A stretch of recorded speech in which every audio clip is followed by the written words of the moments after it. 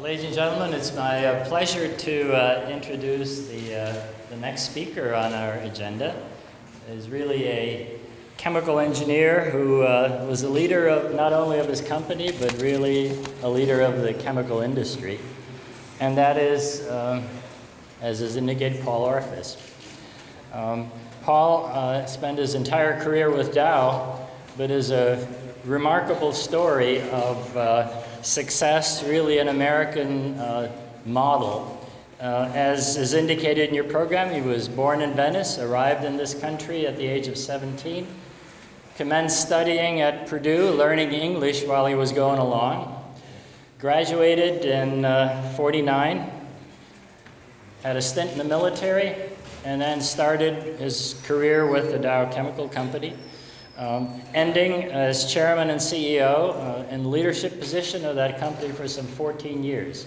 Really a remarkable story, and it's really wonderful that he has taken the time to write down that story in a book that you can access through Amazon. So I'll put in the plug so he doesn't have to, because I think it's a really remarkable story of success in this country, as we would like success to occur for all the people that arrive here. Now, in the course of his career with Dow, the company grew remarkably. We had references from Nicholas of the polymer era.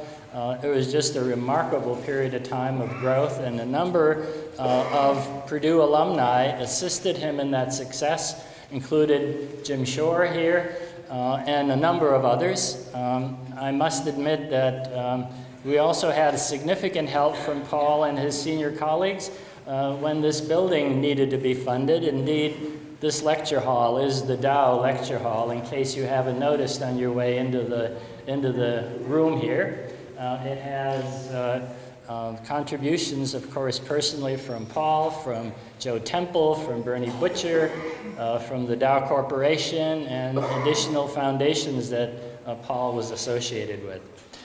I mentioned that not only did he lead an outstanding company to be one of the major players in the world scene in the chemical industry, but the industry has also recognized him for his leadership. And as is indicated, he has received the three major medals that one can get from the industry: the International Palladium Medal, the Chemical Industry Medal, and the Centenary Medal.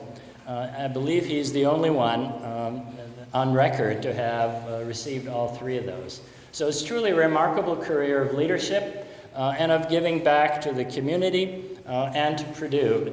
Unfortunately, taken ill, and so he wasn't able to travel here to give his presentation to you.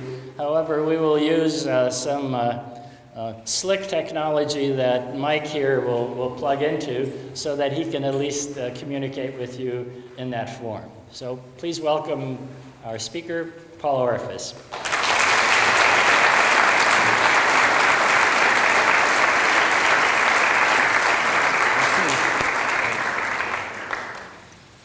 Thank you very much. I accepted speaking on December 12th of last year. For the last 10 months, I planned on being here. But 1 week ago, I had a little health problem that prevented me from being present. This is the first time I've ever spoken by Skype. I find it very uncomfortable.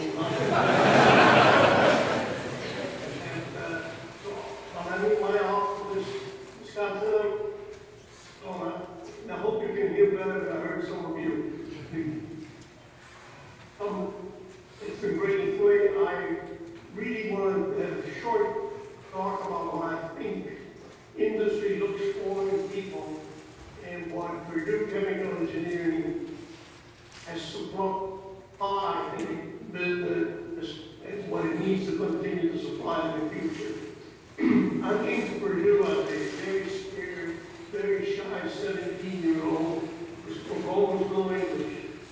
And that was over 66 years ago. So I have lived 2/3 of the history of this faculty. I must be very old. But Purdue was where I was born as a person. And what has changed in those 66 years?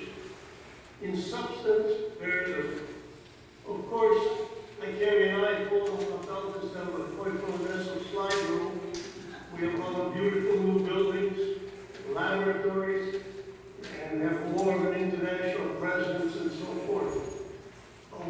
lost what impressed me the most in our lives 66 years ago, namely how helpful and kind everyone was, how the great Midwestern effort made everyone just a little more hardworking and friendly. Purdue is still an island in the midst of some very politicized universities, and the School of Chemical Engineering even more so. Why is that important? I think it's very important because it reflects the character and the ethic of its graduates. I often have said that a Purdue Chemical Engineering degree allows you to do almost anything. It is a way of thinking that allows you to integrate things and do almost anything, and I'm going to demonstrate this simply by talking about 4 people all went to work for Dow Chemical Company over a 5-year period. In one good day, the 4 found themselves all the board of directors. 4 Purdue chemical engineers with a board of directors of totaling 14 people. And 3 of them, including myself, only had a BS degree. And I think it demonstrates the diversity of what you can do with a Purdue chemical engineering degree. If I tell you the story of these 4 people that we briefly, who didn't hardly know each other and just met at the top.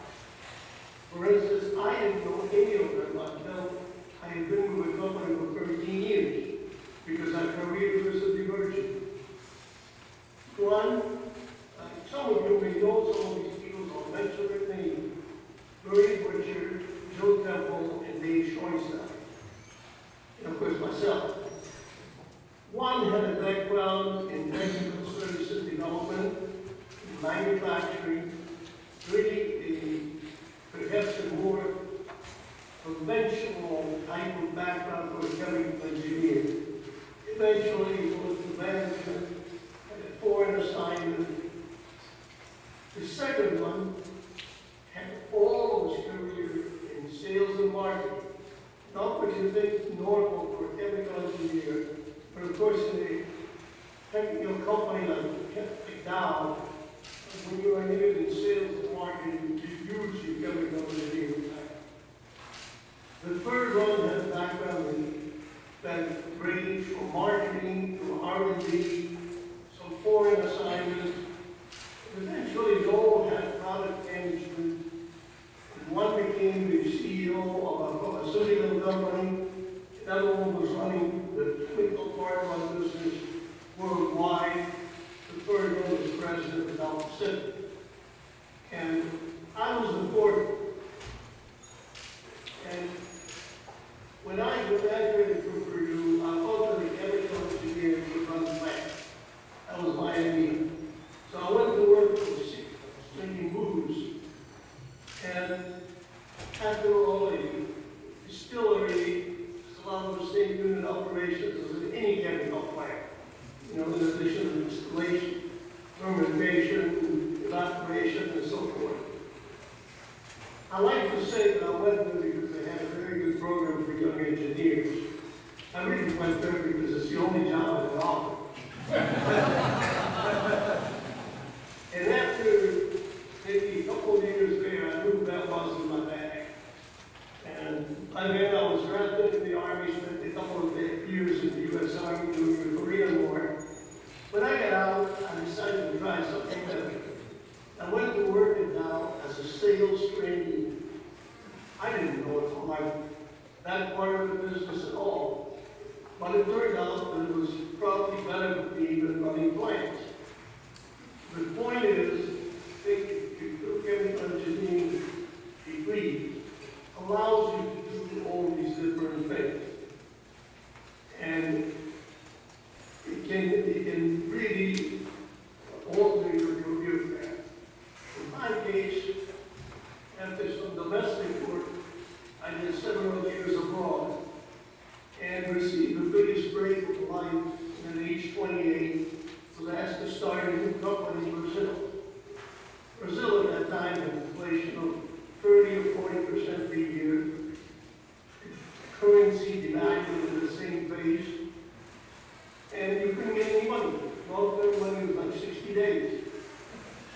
asking questions. It turned out that I wound up inventing a whole new way of financing called swap loans, where we loan some money to Central Bank of Brazil in the U.S., and they loan us a corresponding amount in local currency. One thing that my chairman also said shortly after I accepted the job, he said, I don't know what it is about you Purdue guys that allows you to think so differently in so many directions. And I always thought that was a great, wonderful tribute to the education at Purdue in chemical engineering. So my point is simply that the correlation between success and career path only has one thing in common. And I'm talking again about these 4 individuals that got to the board of Dow Chemical.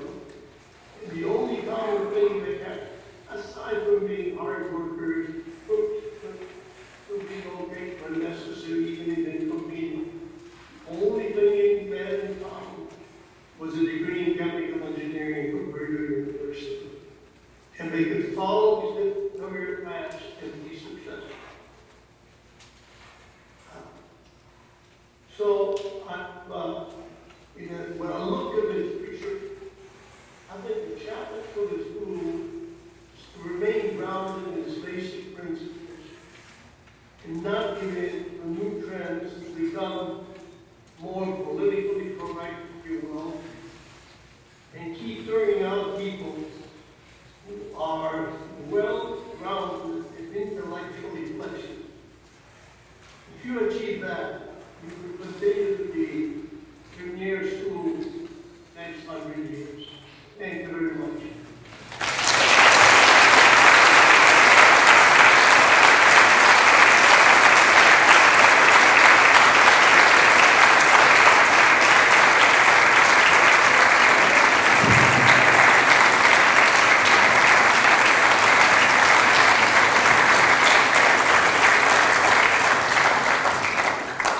Salute, Paul. Thank you very much for making those remarks, despite the fact that I know very well with the emails we have exchanged that you're not so well, and Godspeed. Hope you recover rapidly and these tests come out, have so far come out positive, as you said, completely good health, and hope you completely recover as soon as possible. Thank you very much for doing this for all our guests on the Skype. Thank you.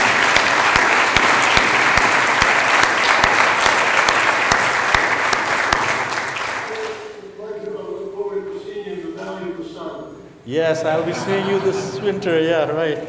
I have 2 daughters who live in Phoenix, and so does Paul, and we have met a few times. I'm looking forward to seeing him once again. So long, Paul.